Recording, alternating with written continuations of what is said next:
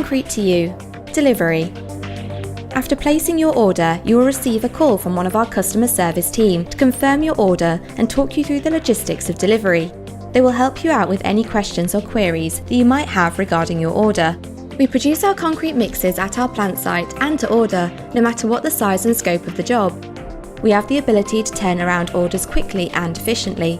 We have an online tracking system for all our lorries, meaning we are able to deliver your concrete whenever you need it. Ideally, we would normally allow 48 hours between order and delivery. There are a few things that you need to check before our truck mixer arrives at your destination. We will send you a text as the truck is leaving site to let you know when to expect your delivery. This allows you time to prepare for the arrival of your concrete. You must firstly ensure that there is safe and reasonable access for the vehicle to arrive and unload its cargo.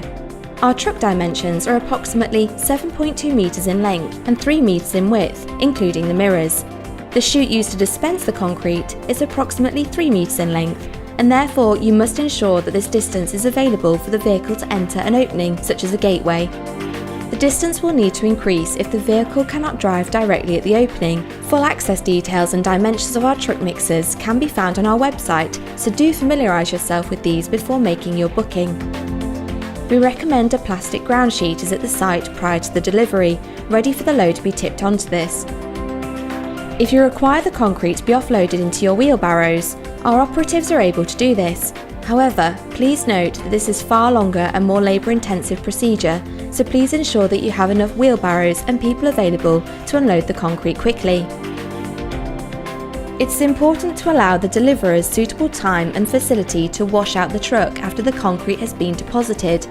Ideally, you would provide a wheelbarrow for this purpose to catch the runoff of water and excess concrete to be disposed of elsewhere.